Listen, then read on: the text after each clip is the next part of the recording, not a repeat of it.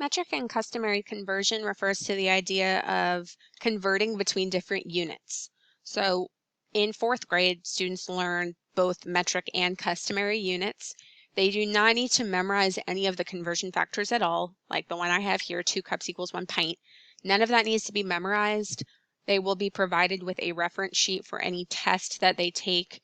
And then more importantly, in real life, we don't really memorize those either, so I don't expect the students to.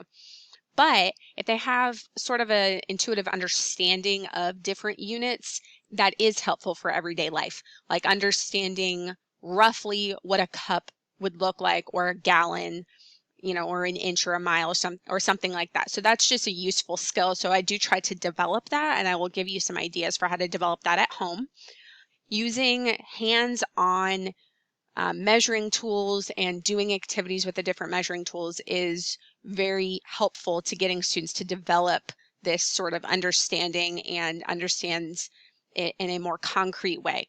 Otherwise, it just becomes very abstract and students never really know like what a cup versus a pint or an ounce. They don't have that understanding. So I have some activities that you could do at home to help students develop that. All right, when we talk about capacity, we have cup, pint, quart, gallon, or milliliter, liter. So for all of these things, I have visuals in the classroom to show students exactly how much a cup is. We explore how much a milliliter is with eyedroppers, etc.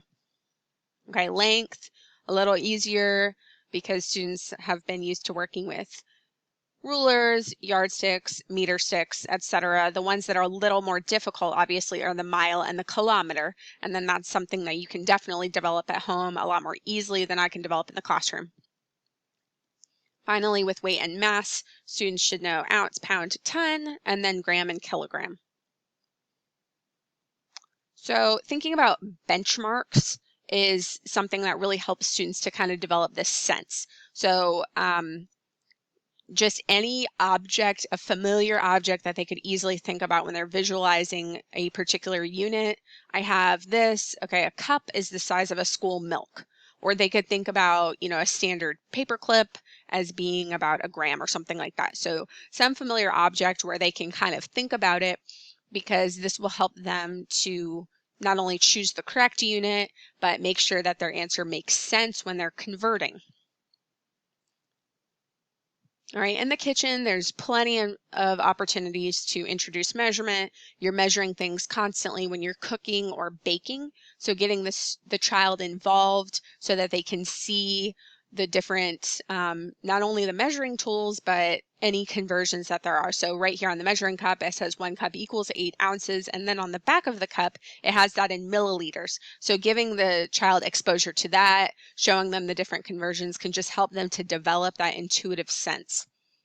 All right, at the grocery store, there's also a lot of opportunities. When you buy shredded cheese, you can see the different amounts of cheese and how that relates to ounces or cups. With heavy whipping cream, if you have a recipe that requires, for example, 1 cup of heavy whipping cream, and you make that recipe 2 times, you can show the child that a particular size of whipping cream has exactly 2 servings in it, for instance. Okay, you can also talk about servings in that 2 liter of Sprite. So a 2 liter is important to helping students understand the concept of a liter. If you can ever find a 1 liter, which is hard to find, then that would be really, really helpful to get them to understand that unit as well. That's one of the more difficult units to find.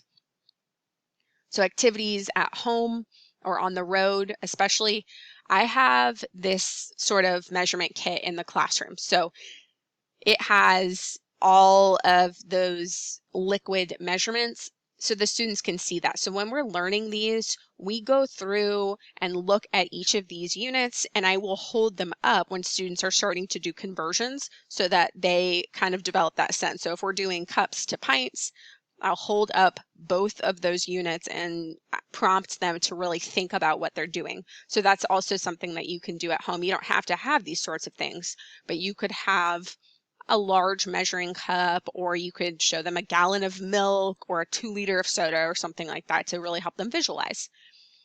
On the road is a really great time for you to draw their attention to what a mile looks like and feels like, or how much time it takes, or when you're out for a walk or a hike.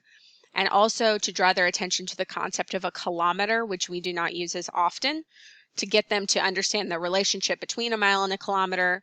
They're not going to ever be expected to do that conversion in 4th grade, but just developing that knowledge of the relationship between the two is helpful for not only math, but just real world situations as well, traveling abroad.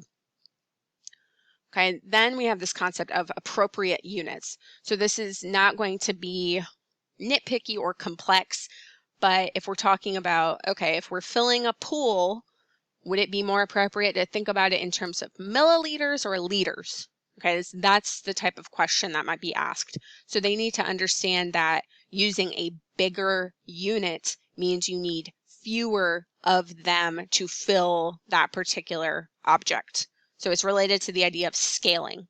So it's kind of that inverse relationship between the size of the unit and the number of units that you need.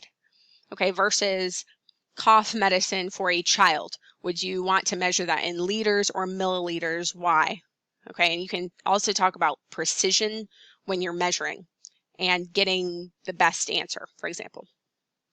Okay, so here's some example questions that students would be asked, like how many cups are in 2 gallons? How many inches are in 5 yards? So they're going to need to think about the relationship between the two units, which one's bigger and which one's smaller, for example. All right, prompts. So if they're working on a question like the ones I just showed, you can ask them this: which unit is bigger and which one is smaller? You can relate it back to a simpler problem if they're struggling. What if I only had 2 cups? Like how many pints would that be? And that can kind of help students to think about that relationship. Another type of question, am I going to end up with more gallons than cups or less gallons than cups? That sort of thing can get them to think. But I really want to avoid giving them rules like if you're going smaller to bigger, divide. Or if you're going bigger to smaller, multiply, or whatever. I don't want the students to memorize rules like that because that kind of strips the question of their understanding of what they're doing. So if they have a lot of practice with this, they don't need rules like that. So we don't need to confuse them with those sorts of things that they have to memorize, because then they're really no longer thinking about what they're doing.